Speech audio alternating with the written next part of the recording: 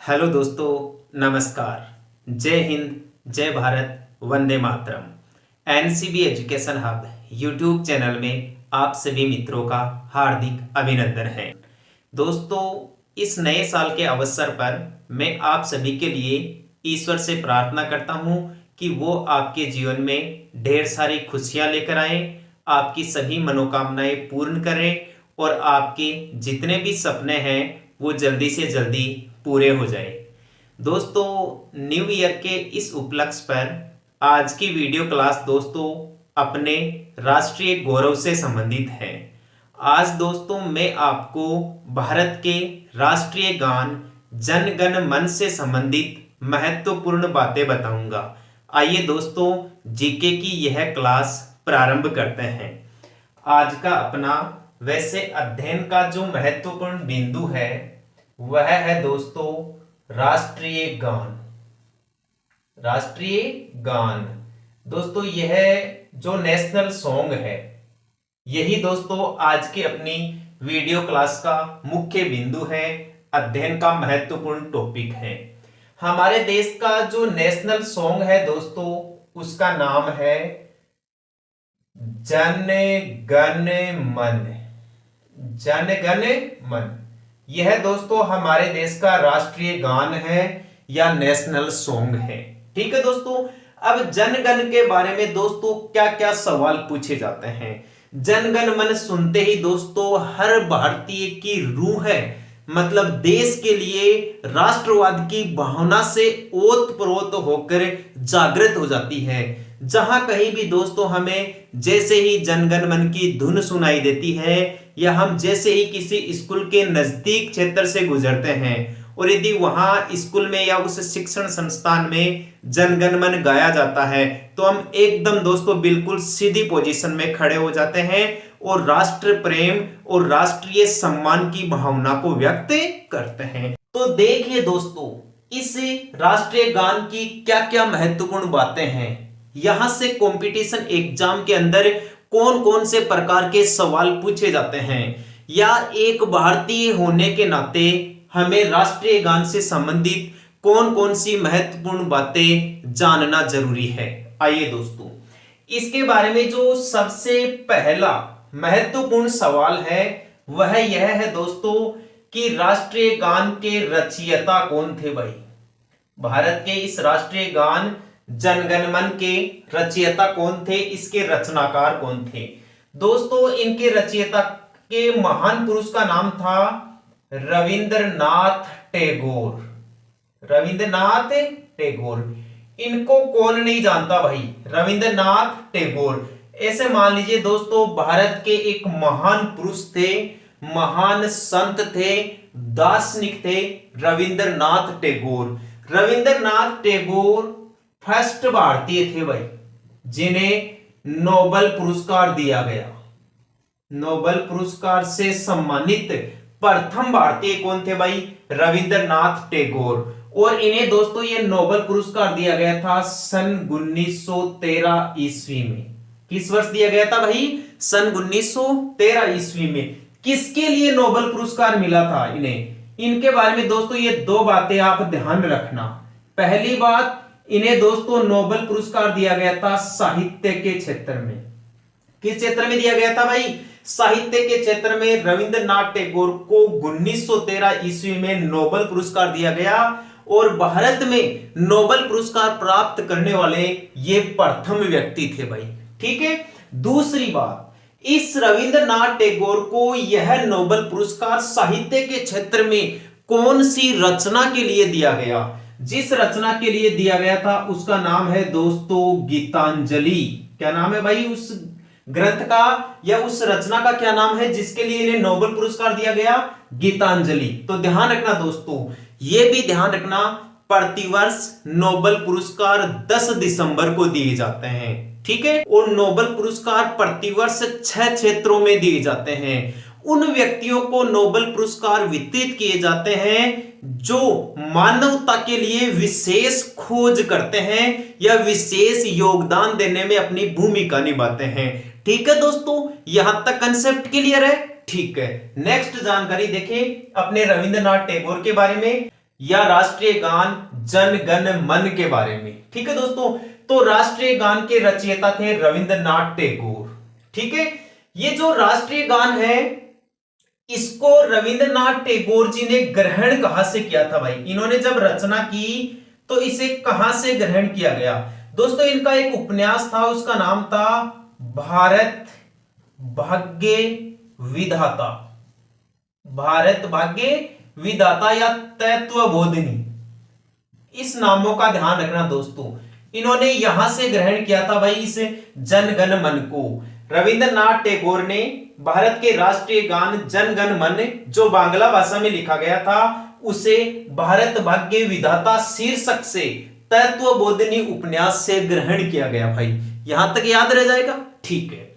अगला जो दूसरा महत्वपूर्ण सवाल है राष्ट्रीय गान के बारे में वह यह है कि भारत में राष्ट्रीय गान के रूप में जन गण मन को कब स्वीकृति मिली या इसे कब स्वीकार किया गया? यह दोस्तों एक अहम सवाल है प्रतियोगी परीक्षा की दृष्टि से, जो आपको ध्यान रखना है। आपको बता दूं, यह 24 जनवरी 1950 ईस्वी को स्वीकार किया गया भाई।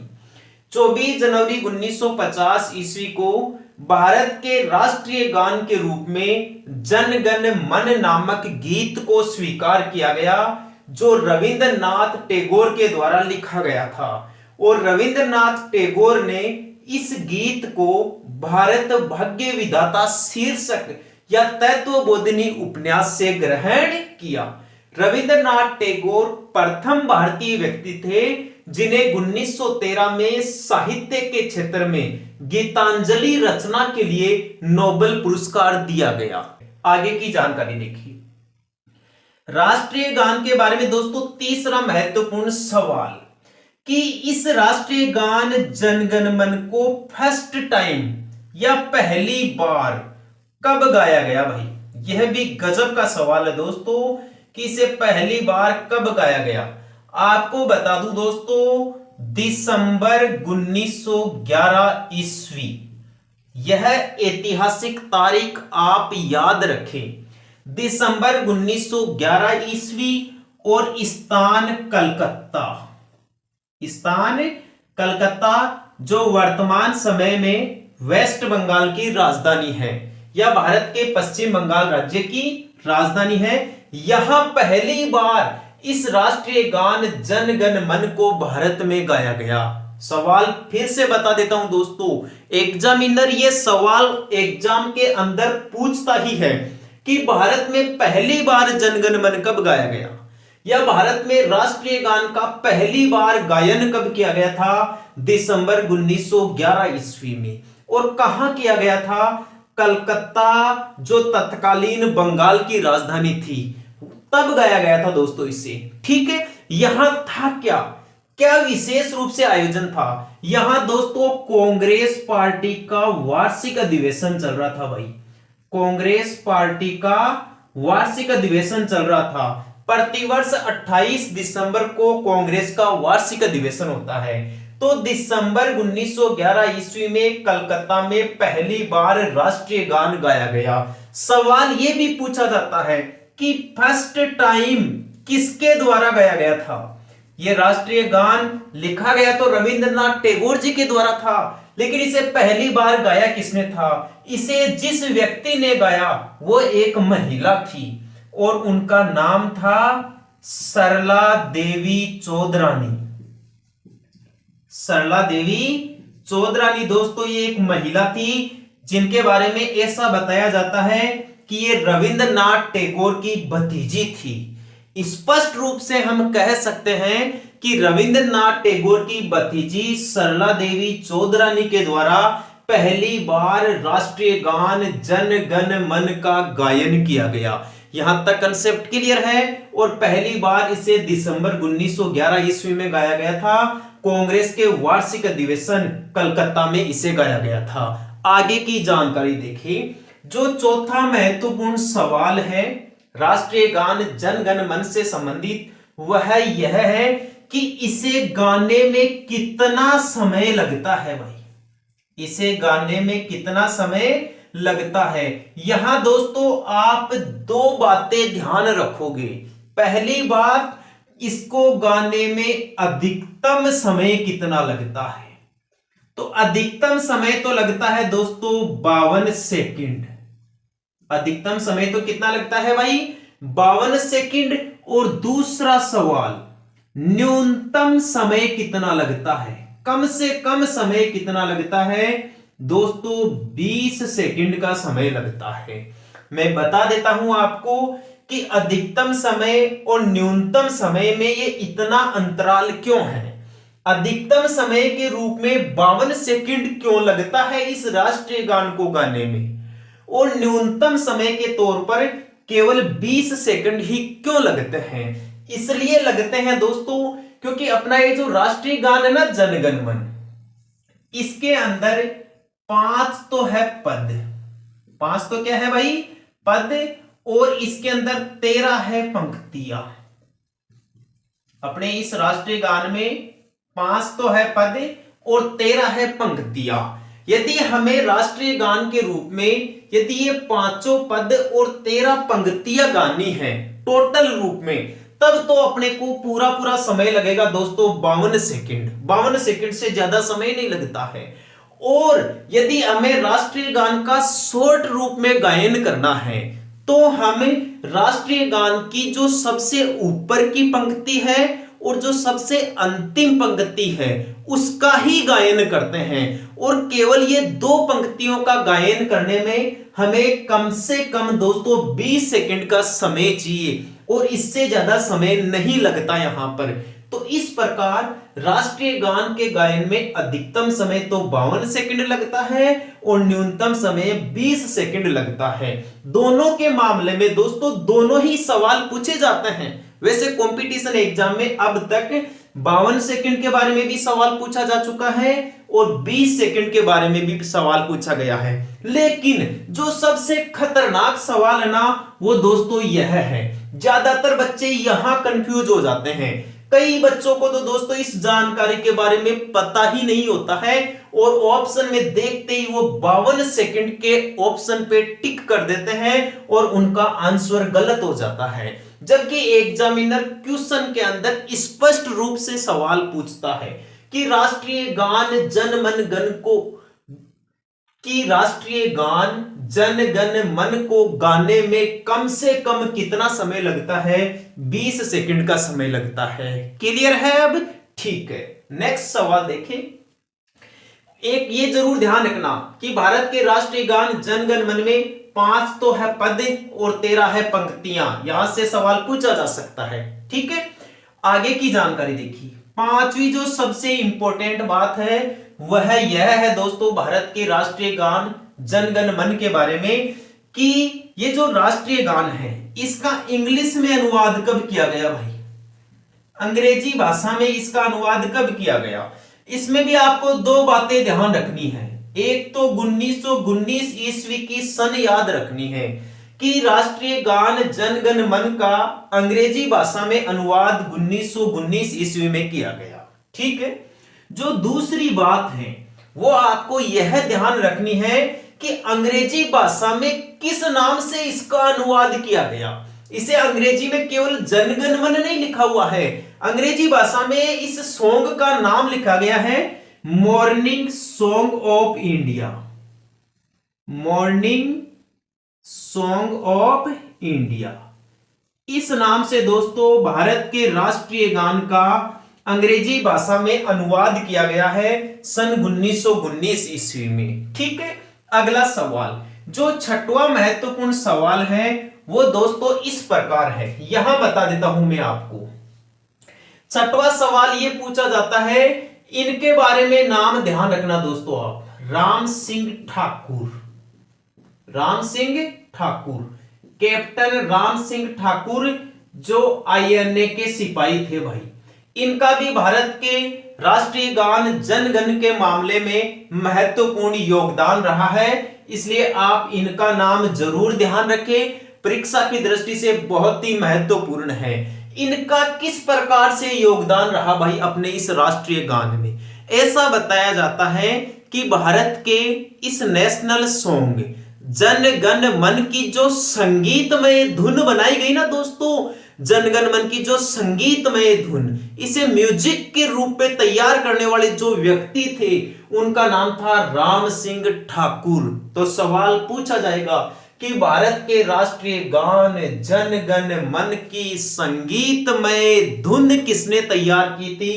कैप्टन राम सिंह ठाकुर ने तैयार की थी, जो आईएनए के सिपाही थे। ठीक है, इस राष्ट्रीय गान के बारे में दोस्तों अंतिम सवाल, जो सबसे महत्वपूर्ण सवाल है अपना दोस्तों, जो अपनी व्यवस्थापिका ना संसद या जो विधायिका है, विधायिका के बारे में दो सवाल पूछे जाते हैं दोस्तों। पहला सवाल कि जब भारतीय संसद का अधिवेशन शुरू होता है, स्टार्ट होता है, प्रारंभ होता है, तब तो क्या गाया जाता है? राष्ट्रीय गीत गाया जाता है या राष्ट्रीय गान गाया जाता है? भारत का राष्ट्रीय गान तो है जन गण मन और भारत का राष्ट्रीय गीत है वंदे मातरम।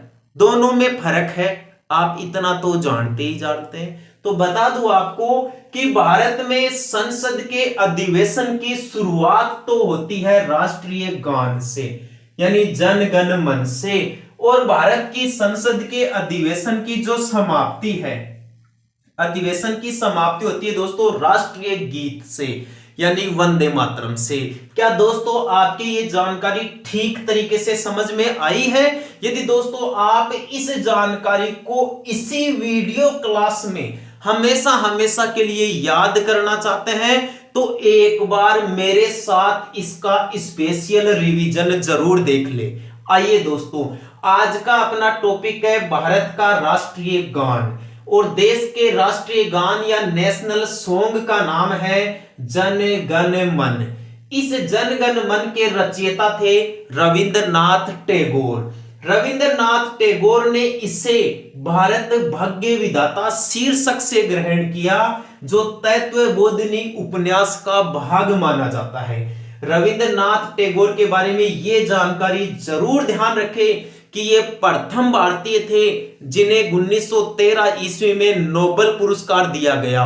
और दोस्तों इनको नोबेल पुरस्कार दिया गया था, साहित्य के क्षेत्र में दिया गया था, और इनकी प्रसिद्ध कृति गीतांजलि पुस्तक के लिए दिया गया था, या गीतांजलि रचना के लिए दिया गया था। नेक्स्ट सवाल देखिए, भारत में पहली बार जन गण मन दिसंबर 1911 ईस्वी में गाया गया कांग्रेस के कलकत्ता अधिवेशन में, और पहली बार जनगण मन गाने का श्रेय रविंद्रनाथ टैगोर की भतीजी सरला देवी चौधरानी जी को दिया जाता है। ठीक है दोस्तों, भारत में जनगण मन को राष्ट्रीय गान के रूप में स्वीकृति 24 जनवरी 1950 ईस्वी को मिली। यह तारीख जरूर ध्यान रखना, यहां से बहुत बार एग्जाम के अंदर सवाल पूछा जा चुका है कि राष्ट्रीय गान के रूप में जनगण मन को कब स्वीकार किया?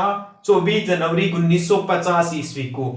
राष्ट्रीय गान गाने के लिए अधिकतम कितना समय लगता है? 52 सेकंड, और कम से कम कितना समय लगता है? 20 सेकंड। भारत के राष्ट्रीय गान में कितने तो पद हैं और कितनी पंक्तियां हैं? इसमें 5 तो है पद और 13 है पंक्तियां।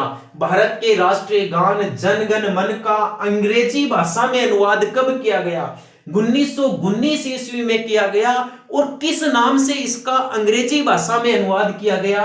मॉर्निंग सॉन्ग ऑफ इंडिया के नाम से। सवाल पूछ लिया जाए कि भारत के राष्ट्रीय गान जन गण मन की संगीतमय धुन बनाने का श्रेय किसे दिया जाता है? तो आईएनए के सिपाही कैप्टन राम सिंह ठाकुर को दिया जाता है। लास्ट सवाल, भारतीय संसद या भारतीय विधायिका की शुरुआत तो किसके द्वारा होती है?